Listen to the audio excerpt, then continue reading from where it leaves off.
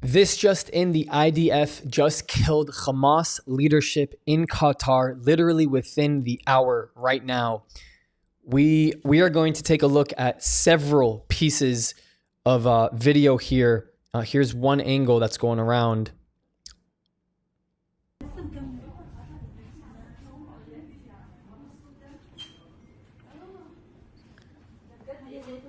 You can see here, Israel attacks Hamas leaders in Qatar. Reportedly, both Khaled Mashal and Khalil al-Hayya were killed in a strike by the IDF on Qatar. So reports say that both the USA and Qatar approved the attack. This is game changer. Here is a second angle. I'll run this for you.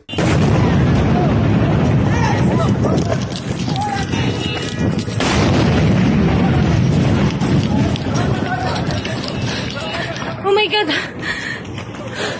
Oh my God! Oh my God! Sana hindi pumami yung kotse.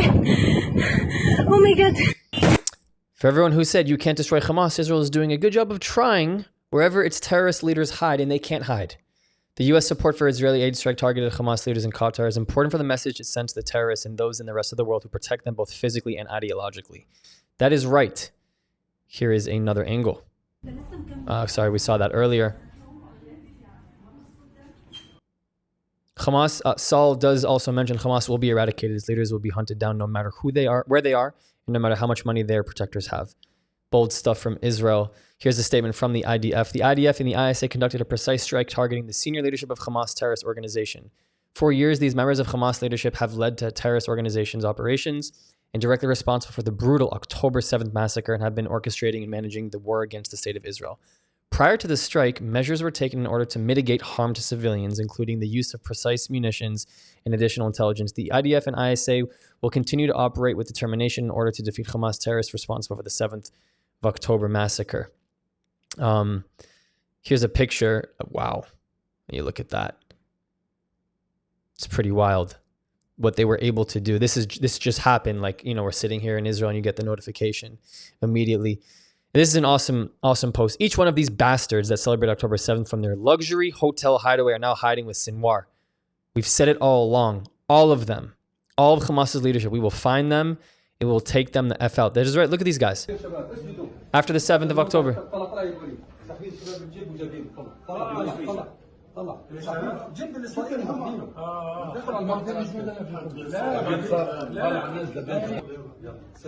Look at these guys. اللهم أتم نصرك وعزك لشعبنا وأمتنا الله أكبر.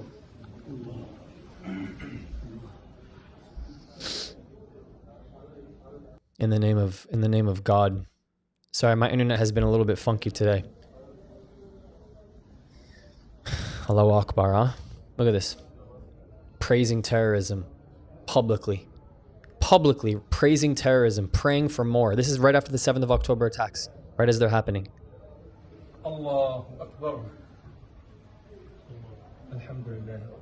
It's disgusting. Statement. Look at these guys. Bang, bang, bang, bang, bang. All of them. All of them. This is what weeding out cancer looks like. From CNN, Israeli carries out strike. Israeli carries out strike against Hamas leadership. Israel carries out strike against Hamas leadership in Qatar.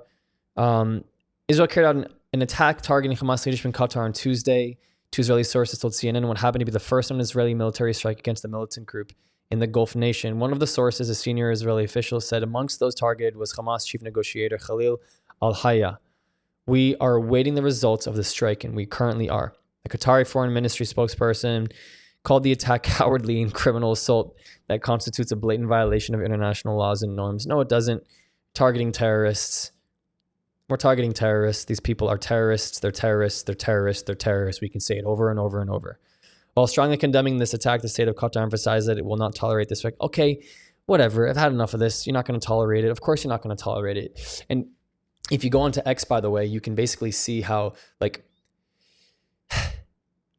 two things can be true at once, Like, even right now, the whole situation with this flotilla getting struck by a drone, and then you have the footage on the flotilla. And by the way, Tunisia declined and denied that claim that it was struck by a drone, but you have the footage of somebody setting off a firecracker and then it being misfired. It's like, Sure, in this world of misinformation, in this world of conflict and debate, two things can be true at once.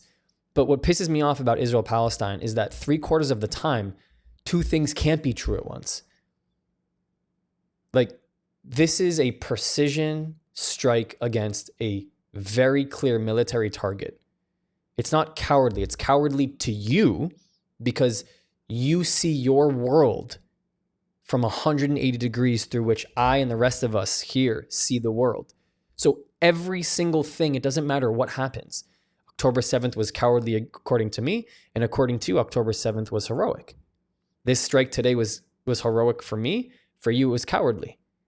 And that's all we're going to do is we're going to keep sort of kicking the can down the road. We're never going to address the actual problem. We're just going to always continue to do you versus me.